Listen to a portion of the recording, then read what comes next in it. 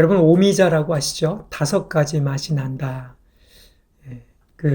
제가 오미자 차를 좋아하는데, 근데 오미자를 마시려면 그를 물에 우려내야 됩니다. 찬물이든 더운 물이든. 그래서 5가지 맛이 거기서 우러져 나오게 돼 있는데, 오늘 우리가 읽은 이 시편 119편 137절부터 144절까지는 그런 것과 같아요. 하나님의 의라고 얘기를 하면 하나님의 의의 맛이 있는데 그 맛이 우러나오는 그런 과정을 여기서 지금 얘기하고 있습니다. 근데 그 하나님의 맛이란, 하나님의 의로운 그 맛이라는 게 뭐냐? 여기 보면 의라는 말이 4번이나 나와요. 여기 137절, 주는 의로우시고, 138절, 중거든 의롭고, 그렇죠. 132절에 보면 영원한 의다. 예? 그다음 144절 보면 영원히 의로우시다. 이 체덱, 차다카라는 이 히브리어 말은 굉장히 중요합니다. 의, 옳다라는 말인데, 바로 우리 시편 119편의 18번째 연이 바로 이 차데, 체덱이 시작하는 그 말이죠. 그 차데라는 이 18번째 히브리어 글자로 시작되는 그런 연입니다. 근데 결국 여기서 말하고자 하는 것은 하나님의 의가 드러날 때 어떤 맛이 나느냐? 성실하다. 138절에. 144절에 순수하다. 그렇죠? 142절에 진리다. 나의 즐거움이 됐다. 그러니까 하나님의 의라고, 하나님의 옳다라는 것이 이 인생 가운데 드러날 때 이러한 맛이 느껴진다는 거예요. 이거 하나님의 의구나. 이게 나의 의가 아니라 하나님의 의구나. 우리 이걸 확인할 수 있다는 거예요. 근데 그 환경이, 아까 제가 오미자 얘기를 했는데, 물을 끓이든지 물에 녹여야 된다 그랬잖아요. 이 환경이 하나님의 의가 드러나는 말이, 그 환경이 그냥 드러나는 것이 아니라 거기 139절에 보면 내 대적들이, 141절에 보면 내가 미천하에 멸시를 당하나, 143절에 환난과 우환이 내게 미쳤으니, 미쳤다라는 말은 나를 찾아다니는 거예요. 왜 우리 그런 시간들 있잖아요. 꼭 환난과 우환이 나를 쫓아다니는 것 같은, 우리 뭐 세상 말로는 재수 없다, 재수가 온 붙었다, 막 이런 뭘 해도 안 되는 그런 시간들 있잖아요. 이게 지금 그 표현인 거예요. 환난과 우환, 미천하에 멸시를 당하고 대적들이 있는 그런 환경 가운데 어떻게 성실하고 순수하고 즐겁고 진리다라는 것을 느낄 수 있느냐?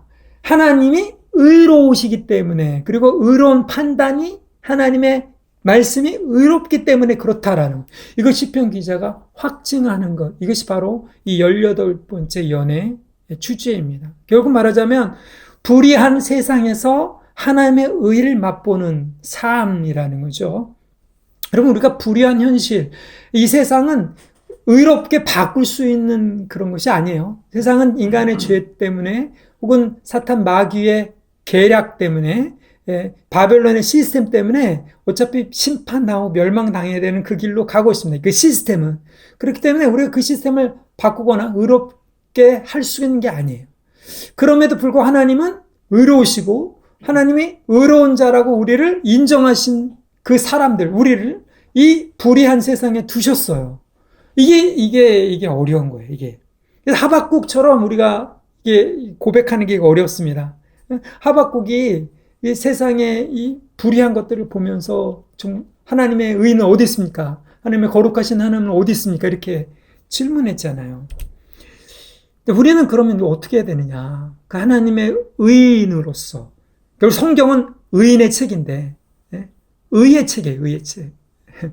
성경은 하나님의 의를 말합니다. 하나님의 옳다라는 것을 얘기하는 거예요. 근데 그게 왜 이렇게 중요하냐? 오늘 그것을 하나씩 좀 살펴봤으면 좋겠습니다. 먼저 137절부터 138절 보면 하나님의 의를 인정하는 것, 이게 중요하다는 거예요. 그러니까 불의한 세상에서 의의 맛을 보려면 하나님의 의를 인정하는, 하나님이 의롭다라는 걸 인정하는. 말장난 같지만 사실은 이게 말하는 것보다 쉽지가 않습니다. 아니, 눈 뜨면 여러분이 뉴스를 보세요. 얼마나 억울하고 분하고 열받게 만드는, 우리를 분노하게 만드는 뉴스들이 많이 일어납니까? 그것이 우리의 어떤 이런 것들이 막 쏟아져 나오니까 서로 또 그런 분노들을 막 쏟아내요. 인터넷에. 그 가운데 의로우신 하나님이 계시다라고 인정하는 것은 정말 어려운 거예요. 그래서 137절에 보면 여호와여 주는 의로우시고 주의 판단은 옳으시니다. 여기에 이 강조점은 이 주는이라는 아쉬운 번역이지만 이 당신이야말로 이런 2인칭 단수가 강조가 되어 있어요. 히브리어에. 그러니까 하나님이여, 여기 여호와여, 당신이야말로 의로우시다. 하나님 옳다라는 거예요. 바른 기준이 있다라는 거죠. 의롭다라는 것은 어떤 기준에 들어맞다라는 건데 그 기준을 세우신 분이 옳다, 옳으신 분이 계시다라는 것을 이 사람은 인정하는 거예요. 근데 그분이 누구냐? 여호와라는 거예요. 여러분, 이 어떤 기준이, 옳은 기준이 있다라는 걸 인정하지 않을 때는 굉장히 어려워집니다. 그 두 가지 방향으로 나가요. 혹은 세 가지. 무슨 얘기냐면, 하나님의 의를 인정하지 않다면, 그러니까 믿을 만한 어떤 기준이 없다. 기준을 세우는 그러한 분이 없다라고 얘기하면, 여러분 요즘 그 무슨 일이 일어나면, 뭐 음주운전이든 뭐든 간에 그 재판을 그냥 막, 대충, 뭐라 그러죠? 그거? 그 기소유예가 아니라 뭐라 그래? 그 집행유예. 그런 거로 이렇게 하면서, 아니, 사람이 죽거나 다치거나 그랬는데도 불구하고, 심신미약이라 그래가지고, 벌금형으로 해갖고 집행유예를 때린단 말이죠. 그 때문에 사람들이 분노해요. 차라리 AI를 재판장으로 세워라. 뭐 이런 식으로 나올 정도로.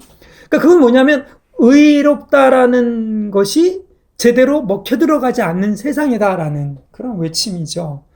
그런 세상 가운데 어떻게 의로우신 분이 있다라는 것을 인정하느냐. 우리가 이제 그런 사람들이 되어야 된다는 거예요. 그러니까 하나님의 의롭다, 의로운 기준을 여기 주의 판단이 옳다라는 것을 상정해야 된다는 거예요. 이게 첫 번째 기준이죠. 첫 번째 전제 조건이라는 거예요. 그러니까 하나님의 의를 인정하지 않으면 어떻게 되냐면 세상은 그냥 부조리하다. 그렇잖아요. 프랑스 문학가 중에 알베르 까미라는 문학가가 있는데 이 사람이 이방인, 뭐 패스트 이런 책들을 썼어요. 실존주의 문학의 선구자라고 그러고 뭐 노벨 문학상도 받은 사람인데 이 사람은 세상은 부조리하다 이런 거예요. 근데 이 사람이 하나님을 믿지 않는 그 이유를 댔는데 그게 뭐냐면 이 부조리한 세상을 보면서 자기는 불의가 이렇게 가득한 세상에 보면서 자기는 의로운 어떤 존재가 있다는 것을 인정할 수가 없다라고 이렇게 얘기를 하는 거예요. 어떻게 보면 맞는 말 같죠. 그러니까 이 부조리한 세상에서는 그냥 자기의 의로운 것이 있다고 가정한 채로 살아야 된다. 이게 이제 이 사람의 실존주의였던 그런 이 핵심인 거예요. 모든 게 다 부조리한 어차피. 근데 이유는 알 수 없다. 그냥 그런 게 있을 것이다라고 그냥 믿고 살아야 된다. 이런 식으로 얘기한단 말이죠. 혹은 여러분 잘 아는 반고호라는 화가 아시죠? 반고호가 전도사 시절이 있었다는 것도 아십니까? 반고호가 전도사 시절이 있었어요. 그 자기의 열심에 그 말씀을 증거하고 복음 전도가 되기 위해서 이 탄광촌에 들어가고 그 가난한 사람들한테 모든 것들을 다 헌신해서 막 이렇게 했는데 그 교단에서 그렇게 막 하는 거를 인정하지 않았던 거죠. 그러니까 이 사람이 거기에 열받아서 다 때려치고 그 다음 또 화가가 돼서 그림을 그렸던 거예요. 그게 반고호의 일생인데 이 사람은 뭡니까? 이 사람은 정말 선한 마음으로 불의를 바꾸려고 노력을 하지만 그것이 받아들여지지 않았을 때 자기의 의가 상함을 받아가지고 그것을 완전히 닫아버린 그런 혹은 자기의 의를 세우려는 그런 사람들이 있는 거예요. 종교적으로 바리새인들이 이것이 하나님을 섬기는 의로운 방식이다 그러면서 누굴 죽였습니까? 예수님을 죽인 거예요. 여러분 이게 하나님을 의롭다라고 인정하지 않을 때 인간이 할 수 있는 그런 반응. 여기 그러나 이 사람은 당신이야말로 의로우신데 그분이 여호와라는 거예요. 무슨 얘기예요? 그냥 귀신들도 하나님이 거룩하고 의롭다는 걸 인정하는 그런 의로운 분이 있다라고 인정하는 그런 게 아니라, 추상적인 의를 인정하는 것이 아니라 의로운 분이 나와 관계가 있다라는 거예요. 의로운 분이 나와 관계가 있는 언약 관계이다. 그러니까 여호와 이스라엘과 관계 맺은 그 하나님이 지금 성전도 없고, 사람들도 잘 모이지 않고, 말씀을 제대로 믿고 가는 사람을 핍박하는 바벨론 문화, 페르시아 문화 속에서 하나님이 살아계시지 않은, 그러니까 마치 아우슈비츠에 있는 그런 환경 가운데, 거기 그 수용소에 갇혀갖고 죽을 날만 기다리고 있는 사람들한테 하나님이 존재하냐? 의로운 하나님이 있냐? 히틀러가 이렇게 장악하고 있는 이 세상에 하나님이 존재하냐? 이렇게 묻는 그 환경 가운데 이 사람은 여호와여 당신이야말로 의로우시고 당신의 판단이 옳다라고 인정하는, 이게 쉬운 고백이 아니라는 거예요. 쉬운 고백이 아니죠. 그래서 첫째, 그것은 우리가 인정해야 되는 거예요. 두 번째, 여기 보면 주께서 명령하신 증거든 의롭고 지극히 성실하다. 결국 하나님이 의로우시니까 그 하나님의 의로우신 분이 행하시고 말씀하신 그 기록이 이 성경에 있는 거잖아요. 그 성경의 기록이 명령하신 거다. 나와 관계가 있는 거죠. 그렇죠? 그러니까 여호와 하나님과의 언약 관계에서 하나님이 우리에게 명령하신 그것이 의롭고 지극히, 여기 보면 성실하다. 이게 첫 번째. 무슨 얘기냐? 지금은 세상이 막 불의하고 억울하고 돈이 없으면, 권력이 없으면, 힘이 없으면 공의가 실현되지 않는 것처럼 그렇게 느껴지는 그 세상에 하나님의 이전에 행하셨던 그러한 기록, 역사, 말씀이 이 불의해 보이는, 부조리해 보이는 세상에 여기 성실하다. 여기 이 성실하다는 말은 이 에메트, 에무나, 진리다라는 뜻이에요. 그러니까 무슨 얘기냐면, 성실하다라는 이 말은 딱 맞아 떨어진다는 거예요. 신뢰할 만하다 이거죠. 그러니까 하나님의 말씀은 이 자체로 모순이 없을 뿐만 아니라 우리가 살고 있는 이 세상을 지으신 분으로서 세상에 가야 되는 그 바른 기준을 세워놓고 계시다라. 지극히 성실하다. 여러분, 하나님이 의롭고 하나님의 말씀이 의롭다라는 걸 첫 번째 우리가 인정하는 것, 이것이 의를 맛보는 첫 번째 전제 조건입니다. 이 기준이 제대로 세워지지 않으면 하나님이 옳으신 분이고 옳게 여기신 그러한 판례가 있고 스토리가 있다라는 것을 인정하지 않으면 사실은 정말 힘들어집니다. 자기 의를 세우거나 아니면 자기 의가 되지 않아서 허무함이나 공허함에 빠진다라는 거예요. 이 사람이 얘기하는 이 말은, 명령하신 증거든 의롭고 성실하다는 말은 율법주의가 아니라는 거예요. 왜? 여러분, 율법은 제가 예를 들어야 되잖아요. 그 스피드미터, 그렇죠. 속도 제한, 그것이 있기 때문에 거기 앞에서만 멈추고 그거 지나면 다시 속도를 밟아서 가는, 그러니까 무슨 짐이나 숙제, 의무가 되는 거예요. 이 율법주의는 그것만 피하면 돼. 그러나 우리는 율법주의가 아니라 율법에 보면 즐거워한다, 율법을 기뻐한다. 이 뒤에 보면 즐거움이고 기쁨이고 나를 살게 만드는 것이다. 자유케 만드는, 자원하게 만드는. 그래서 이 시편 기자처럼 우리가 지극히 성실하다, 믿을만하다라고 이렇게 고백할 수 있게 되는 것입니다. 자, 두 번째, 그러면 이 의를 경험하려면 어떻게 되느냐? 139절, 140절에 보면 이 하나님의 의를 내면화시켜야 돼요. 139절을 한번 같이 읽죠. 같이 읽겠습니다. 시작. 내 대적들이 주의 말씀을 잊어버렸으므로 내 열정이 나를 삼켰나이다. 자, 이 말을 읽으면 굉장히 좀 율법주의자 같아요. 왜 그런 사람들 있잖아요. 법을 안 지키면은 분노하는 사람들.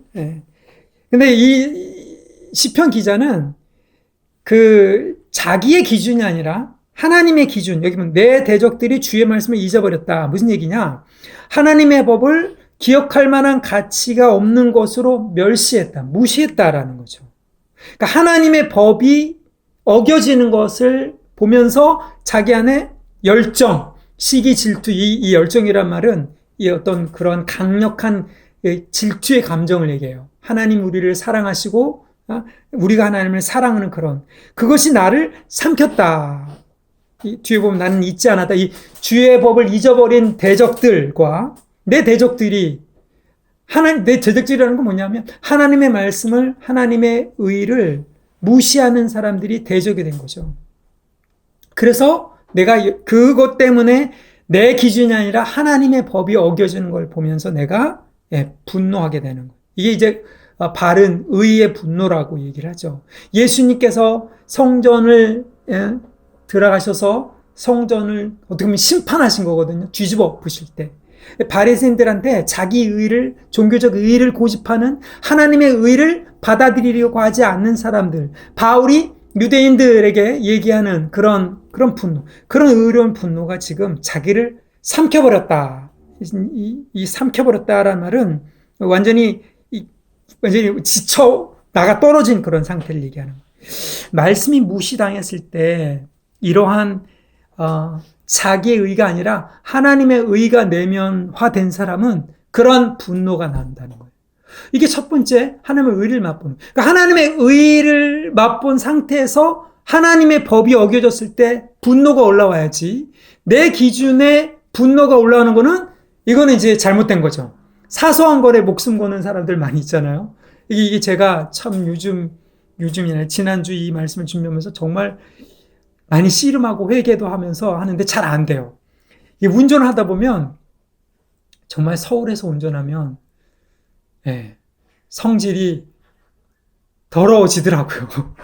저는 나름 그러니까 제가 운전을 잘한다 못한다를 떠나서 그렇지 않아? 아니 나는 제대로 가고 있는데 깜빡이를 켜면 분명히 공간이 있어요. 들어갈 충분한 공간이 있는데 깜빡이를 치면 뒤에서 막 달려들어. 번쩍번쩍 그러면서 막 하면서 막 달려들어. 그래서 들어가잖아요? 그래도, 제가 그냥 자리가 있었으니까 들어가요? 들어가면 막 난리를 치고 막 하는 거예요. 그러면 가만히 있었던 저도 막 이게 부글부글 끓죠. 부글부글 끓어요. 아니, 그거는 또, 그렇게 해서 이제, 가라앉혀야지. 그러다 보면 또 가다 보면 그냥 막 끼어들어. 깜빡이도 안 켜고 끼어들어. 그러니까 이게 이제 내 의인 거죠, 내 의. 교통법규를 안 지키는 사람들을 향한 자기의 의. 이런 것들이 상하게 될 때, 여기, 내 열정이, 내 분노가 나를 삼켰나이다. 이럴 정도로, 하는데, 여러분, 이게 사실은 좋은 게 아니죠. 그렇죠? 안전 운전하시기 바랍니다. 이 도로에서 영성을 제대로 해야 되는구나. 요즘 그런 것들 많이 느끼는데, 이 시편 기자는 그게 아니라, 그거보다 더, 어떤 높은 기준이죠. 하나님의 의, 생명, 하나님 말씀하시는 그 진리, 이것들이 어겨졌을 때에 우리가 분노해야 될 것들을 제대로 발견하게 된다는 거예요. 미국에 참 이상한 일이 일어나고 있는데, 그 복음주의자들 중에 공화당 지지하는 복음주의자들인데 이 사람들이 낙태를 반대해요. 저 낙태 반대합니다. 아무리 작은 생명이라도 그 생명을 자기의 권리라고 생명을 없애는 거를 낙태를 프로 초이스 선택이다라고 해갖고 그걸 반대하는 사람이 프로 라이프라고 그러죠. 생명을 선택하라. 그렇잖아요. 저는 그게 성경적으로 맞다고 생각해요. 그렇잖아요. 그런데 그런 사람들이 그 생명을 존중한다라고 계속 일관적으로 나가야 되는데 이게 성경적인 건데 마스크는 또 자유다 이렇게 얘기를 해요. 마스크는 안 써도 된다. 마스크는 그러니까 다른 사람에게 자기도 모르는 상태에서 여러분 지금 마스크 다 쓰고 계시잖아요. 자기도 모르는 상태에서 전염시킬 수 있기 때문에 다른 사람의 생명을 존중해주는 입장에서 마스크를 다 써야 되는 건데 아니다 이거죠. 그리고 이 총기 사용도 자유다 이렇게 얘기를 하고 전쟁을 하는 것도 마땅히 해야 된다. 여러분 이게 저는 그 이상하다고 생각하는 거예요. 제가 이 말씀을 드리냐면 이 내 대적들이 주의 말씀을 잊어버렸으므로 내 열정이 나를 삼켰다. 여기에 사람들이 뭘 괄호치냐면 주의 말씀을 잊어버렸다라고 괄호치는 거예요. 그래서 내 대적들이 나를 열받게 해서 내 열정이 나를 삼켰다. 이렇게 된다는 거예요. 그러니까 내 기준에 맞지 않을 때 사실은 그 사람들은 정적으로 놀아나고 있는 거거든요. 하나님의 생명을 향한 하나님의 법, 하나님의 이 의가 있는데 그것을 우리가 일관적으로 받아들이다기보다는 편의상 정치하는 사람들이 자기 권력을 유지하기 위해서 만들어 놓은 그러한 선동에 놀아나는 거죠. 제가 그래서 항상 여러분한테 조심하라고 계속 말씀을 드리는 것이 무슨 뭐 누가 이렇고 정치가 이렇고 누가 이렇고 이런 것에 굉장히 조심해야 되는 거예요. 이 바벨론 시스템 안에 있는 사람들은 정말로 다니엘과 요셉과 같이 하나님의 의를, 하나님이 인정하는 의를 붙들고 있지 않는 사람이 아니고서는 사실은 그 바벨론 시스템을 이기거나 그 안에서 온전하게 할 수 있는 사람들이 없는 거거든요. 근데 누가 어떻다 저렇다 이럴 때 이제 가짜 뉴스, 가짜 의, 하나님의 의가 아닌 자기의 의, 종교의 의가 일어나서 그것을 사람들이 혹은 바벨론이 정치적으로 이용해 먹는단 말이에요. 자, 이 사람은 그렇기 때문에 그게 아니라 하나님의 말씀을 바로 자기가 내면화시켰기 때문에 어떻게 돼요? 그 열정의 나를 삼켜 그 하나님의 의에 입각한 온전한 분노가 일어나고 두 번째 140절에 읽읍시다. 140절 시작. 주의 말씀이 심히 순수함으로 주의 종이 이를 사랑하나이다. 자, 이게 두 번째 맛인 거예요. 하나님의 말씀이 순수하다. 여기 순수하다라는 말은 정죄되었다. 여러분 그 스랍 천사 아세요? 스랍, 차랍이라는 그 히브리어 어근이 여기 사용되고 있는데 이 차랍이라는 말은 히브리어 말로 불타는 burning ones, 불타는 자들이라는 뜻이에요. 불로 태운다. refine 영어로 한데 refine 한다는 것은 그 금이나 이 어떤 그런 은 같은 것들을 재련할 때 불로 이렇게 달구어서 재련한다 하잖아요. 이 말이 여기 순수하다라는 그 말이에요. 차랍. 그 어근이 들어가 있는 말이에요. 하나님의 말씀이 테스트됐다 이 말이죠. 무슨 얘기예요? 우리가 눈으로 보이는 이 현상과 이 환경과 이런 것들은 억울하고 불의한 것으로 가득 찹니다. 그런데 하나님의 말씀을 이렇게 보니까 하나님의 말씀은 시대와 역사와 어떤 철학이든 어떤 정치적인 어젠다, 어떤 그런 선동이든 간에 그거를 다 통과한 순수한 정련된 그런 말씀이다. 하나님의 말씀에 이 테스트된 tried and true라고 얘기하죠. 테스트되고 온전케 된 여러분 그 자동차 용품이나 아니면 뭐 이런 거 용품 같은 데 보면 순정품이라고 보통 얘기를 하잖아요. 그 뉴스 같은 데 보면 뭐 무슨 자동차를 몇십 미터 위에서 떨어뜨려 갖고 무슨 안전도를 뭐 확인하는 그런 게 있다면서요. 뭐 핸드폰도 여러분 쓰시는 핸드폰도 이것들을 안전한지 확인하기 위해서 깨고 때리고 뭐 영하에 불로 달구고 막 모서로 하고 그거를 통과한 제품만이 어떤 인증을 받잖아요. 그게 바로 여기 말하는 순수하다는. 그러니까 하나님의 말씀이 이러한 인간의 어떤 전략이나 정치나 철학이나 어떠한 사상, 인간의 어떠한 그러한 혹은 마귀 어떤 그런 실현 이런 것도 다 통과된 그러한 기록이다 이 말이죠. 그렇기 때문에 주의 종이를 사랑합니다. 이 말씀을 내면화시킨 하나님의 의를 내면화시킨 사람이 이 말씀을 볼 때 그것을 사랑하게 되고 말씀이 여겨졌을 때 그것에 대해서 분노하게 되는 이 반응이 나타나요. 이게 하나님의 의를 맛보는 거예요. 하나님의 의가 내면화된 그러한 증거라는 거예요. 이게 참 어려운 말이죠.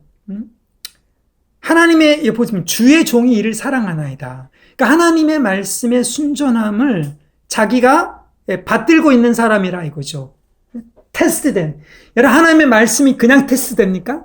인간의 역사 가운데 이 어려운 환경 가운데 불의한 가운데 하나님의 말씀을 붙든 사람들을 통해서 말씀이 옳다라는 게 입증이 되는 거잖아요. 그냥 하나님의 말씀이 그냥 무슨 수학 공식, 화학 공식처럼 딱 돼 있으니까 이걸 믿어라. 이게 아니라 여러분 한 사람 한 사람한테 이 말씀이 이런 거다라고 붙들어진 그 사람들을 통해서만이 그게 의롭다라고 하나님의 의로우심이 드러나는 거예요.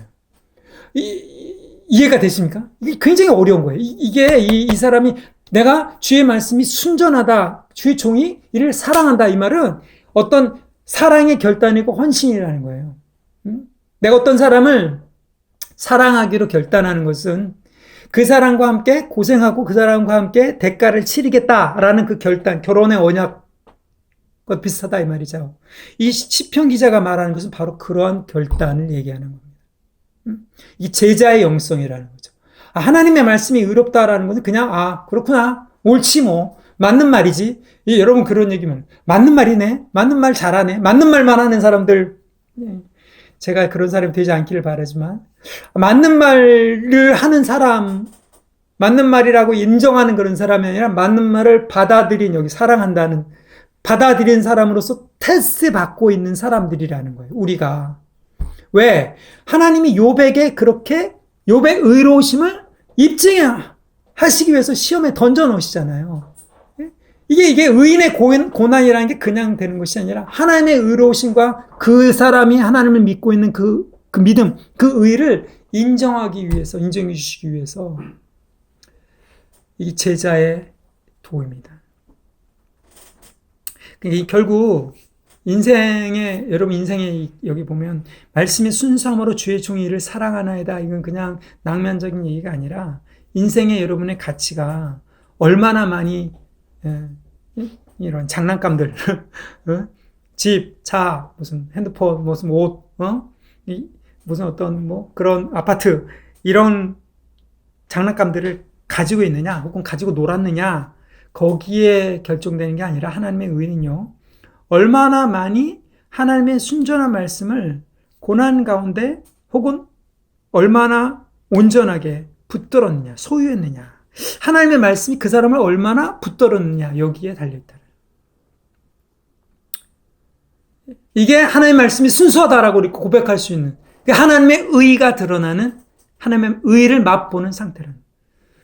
세 번째 봅시다.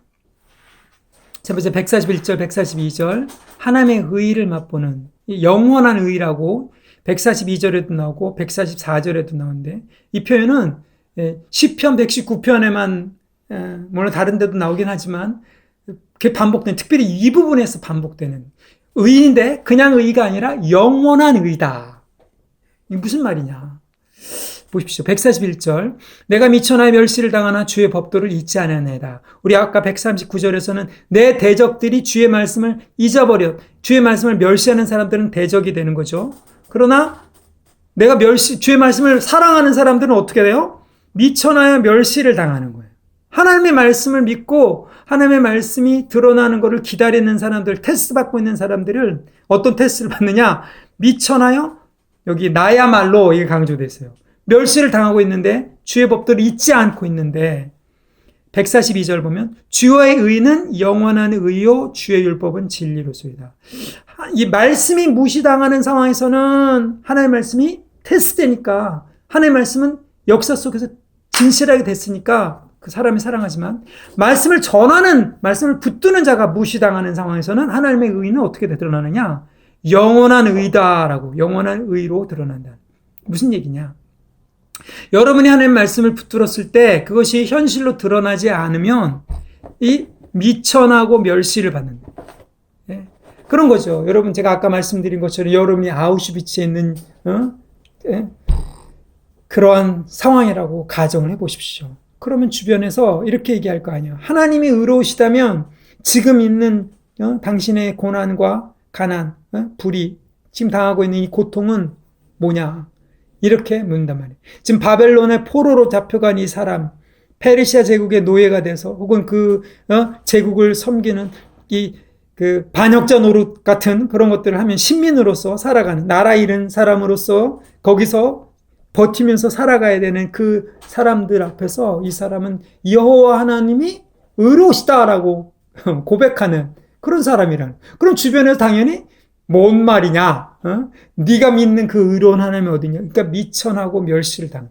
말씀을 믿는 자가 혹은 전하는 자가 그렇게 당할 때 이 사람은 뭘 고백하느냐 하면 영원한 의다, 이렇게 고백한다는. 무슨 얘기예요? 자기가 믿는 그 하나님의 의가, 자기가 역사를 보니까 하나님의 의가 드러나고 이 기록을 보니까 하나님의 말씀이 이 온전한 의다라는 걸 믿는데, 자기가 그것을 입증하지 못한다 할지라도, 자기가 죽는다 할지라도 진리가 사라지지 않고 여전히 남아서 하나님께서 입증해 주실 거다라고 이렇게 고백하는, 이게 바로 영원한 의라는 거예요. 영원한 의. 그러니까 지금 현실에 드러나지 않는다 할지라도 이 사람은 지금 내가 미천하고 멸시당하고 있는 상황에서 그 바깥을 본 거죠. 현재를 무시한 것도 아니고 현재 지금 자기가 받는 이 멸시와 천대를 받아들여요. 인정해요. 그러나 하나님의 의가 자기가 죽으면서 끝난 게 아니라 과거에도 있었고 앞으로도 있을 영원한 의다라고 인정하는 것입니다. 이 영원한 의라는 이 말 표현이 시편 119편에 3번이나 나오는 이 독특한 표현인 거예요. 그러니까 지금 드러나지 않을지 모르지만, 지금 내 눈에 보이지 않을지 모르지만, 여러분 이 눈에 아무 증거 아니 보여도 찬양 우리 고백하잖아요. 지금 내 눈에 안 보여요. 근데 이전에 우리 말씀을 읽어보니까 하나님은 그 의를 입증해 오셨어. 믿음의 사람들 통해서, 역사를 통해서. 그리고 그렇다면 앞으로 영원하게 입증해 주실 분이라는 거예요. 지금 안 보일 뿐이라는 거예요. 지금 안 느껴질 뿐이라는 거예요.